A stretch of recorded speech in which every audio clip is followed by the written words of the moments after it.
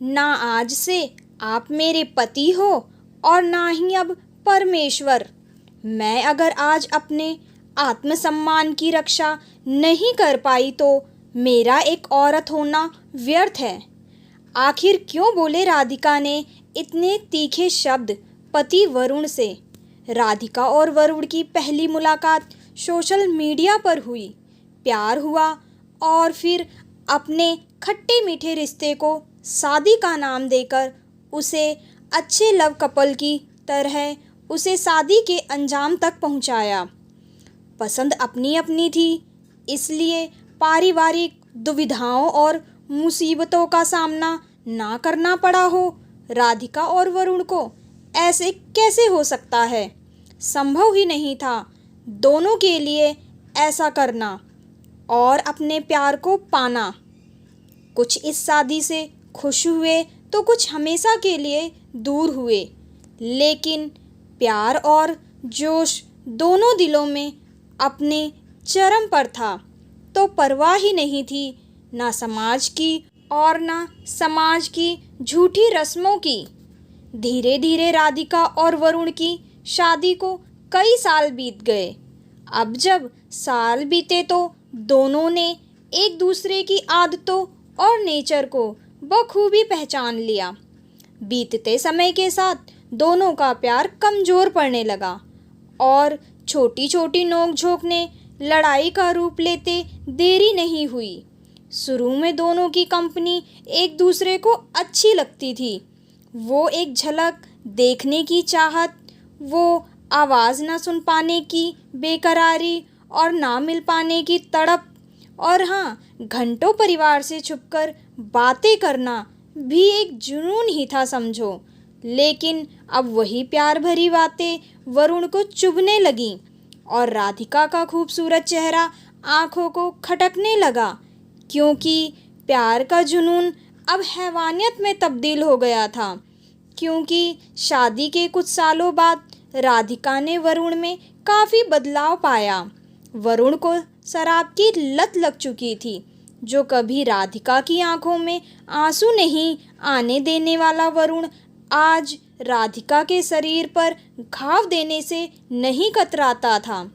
अब तक राधिका चुपचाप एक अच्छी पत्नी की तरह सब कुछ सहती ही आ रही थी, क्योंकि हमारा समाज तो पुरुष प्रधान है। हमारे समाज में तो पति परमेश्वर का दूसरा रूप होता है।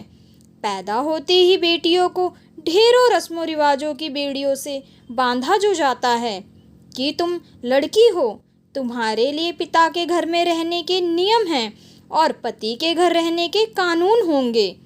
बेटी के लिए दायरे हैं, बेटों के लिए उन दायरों को ना मानने की मनमानी और प्रोत्साहन भी हमारे समाज में ही दिया जाता है। अब रोज रोज शरीर पर मिले घाव और बदसलूकी, साथ में अपमान राधिका को अंदर से झकझोरने लगे, क्योंकि टूट तो वरुण के बदले नेचर से पहले ही चुकी थी। अब बिखरना बाकी था, जो कि वो कसर भी पति परमेश्वर ने जल्दी ही पूरी कर दी। राधिका के चरित्र पर लांछन लगाकर अब उसे एक कलंक और मिला, चरित्रहीन होने का। लेकिन भारतीय नारी थी राधिका, मायके की इज्जत, समाज के नियम और ताने उसे जीने नहीं देंगे, इसलिए अब भी शांत थी, खामोशी से सब सहन कर रही थी, इस उम्मीद में या यूं कहो इस वहम में कि शायद वरुण बदल जाए। एक दिन ऐसा आए कि उसे उसका वरुण पास आए, माथे पर चुम्बन दे और गले लगाए, आंखों में वही प्यार भरी नज़ाकत लाए और बोले, सॉरी, मैंने जानबूझकर कुछ नहीं किया, गलती हुई मुझसे, अब ऐसा कभी नहीं होगा। बस इतना ही बोल दे, मैं सब दर्द और तकलीफ एक झटके में भूल जाऊंगी। भारतीय नारी जो ठहरी, इसलिए विरोध करने के बजाय ऐसे ही आंखों से जागती अपनेपन का ख्वाब ही देख सकती थी। मायके तक बात ना जाए कैसे भी, और कहीं वहाँ भी अपमान का घूंट ना पीना पड़े, क्योंकि शादी अपनी पसंद से जो की थी। यह ख्याल भी अंदर ही अंदर खाए जा रहा था राधिका को। अब जब शराब का नशा परवान चढ़ने लगा और वरुण दारू में मदहोश होने लगा तो जुए की लत ना लगे ऐसा कहाँ संभव है। लगाने को दाव पर नहीं रहा कुछ। धीरे धीरे घर और घर की चीज़ों को हारने के बाद बची थी तो सिर्फ राधिका। उसे भी आखिरी दाव पर शराब के नशे में लगा ही दिया वरुण ने। बेबसी और लाचारी को पहली बार महसूस किया बेचारी राधिका ने, लेकिन ज़्यादा देर तक नहीं महसूस कर पाई। राधिका की आंखों में भरे उम्मीद के आंसू अब ज्वाला बनके छलक उठे, क्योंकि दाव पर पति ने पत्नी को नहीं एक औरत को लगाया था। क्योंकि बात मान सम्मान की ही नहीं, सिर्फ अपने चरित्र की भी थी। इसलिए सालों की खामोशी को तोड़ते हुए आज उठ खड़ी हुई राधिका अपने लिए, अपने चरित्रहीन ना होने का प्रमाण देने के लिए, और अपनी बुलंद आवाज़ में आंखों में पीड़ा और दर्द लिए बोली, वरुण बस, और अब नहीं, अब हिम्मत ही नहीं है सहने की, और ना अब सह कर पाऊंगी।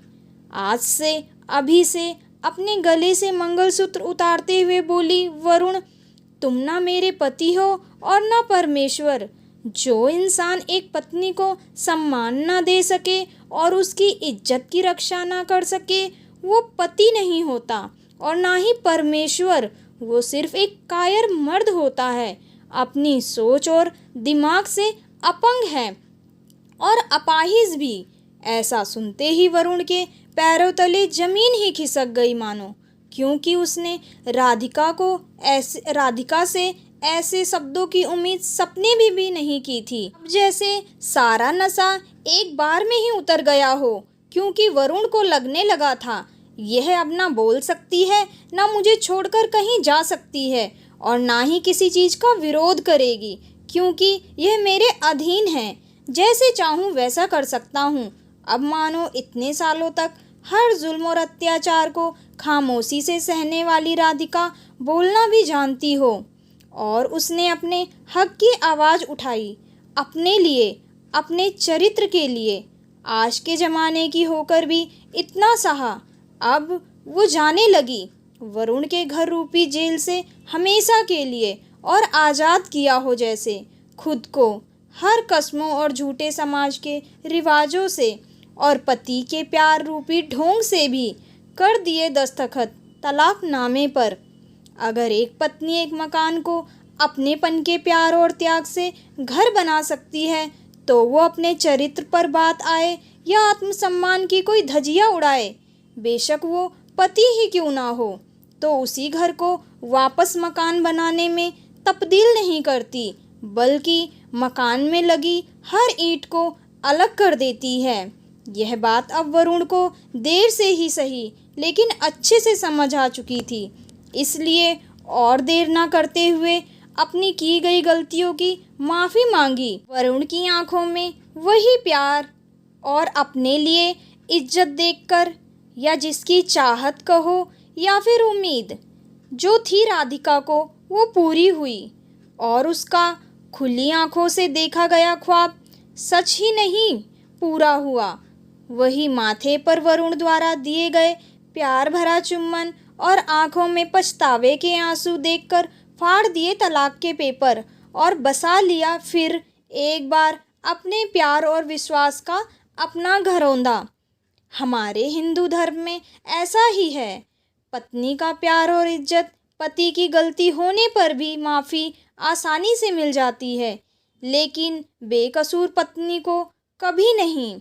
ऐसी सजा जो आज भी हमारे समाज में कितने ही घरों में घुट घुट के जी रही महिलाओं को मिल रही है, क्योंकि शायद उनकी किस्मत में वरुण जैसे पति तो हैं, लेकिन वो नर्मता नहीं जो बदलाव करके पछतावे और प्यार का हौसला देकर वरुण ने राधिका को दिखाई। स्टोरी अच्छी लगी हो तो मेरे के चैनल को लाइक, सब्सक्राइब और शेयर करें। बेल आइकन भी हिट करें, जिससे कि वीडियो की न्यू नोटिफिकेशन मिल सके।